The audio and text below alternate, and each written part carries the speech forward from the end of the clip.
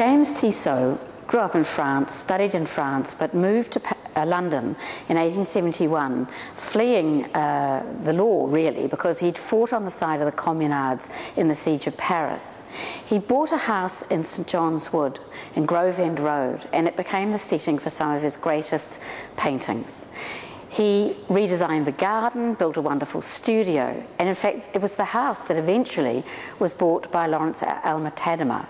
He's the one who gets the blue plaque now on the gate, not Tissot, which I think is slightly unfair. They both should be there.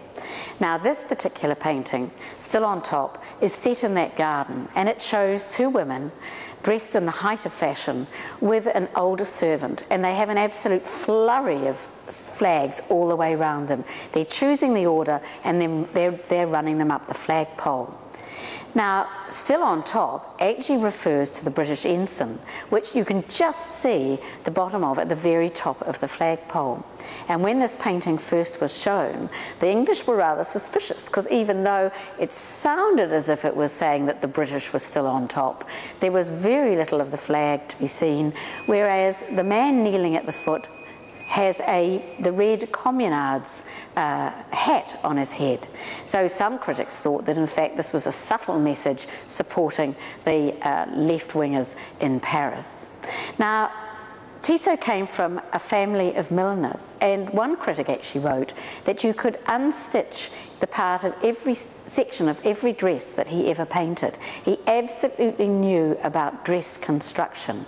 There's a lovely story about how the sound of costumes was very important at the time, and women who were poor, who couldn't afford silks which rustle on their own, would actually stitch newspaper to their petticoats so that they too could have that lovely slushy, slushy, rustling sound as they walked along the street.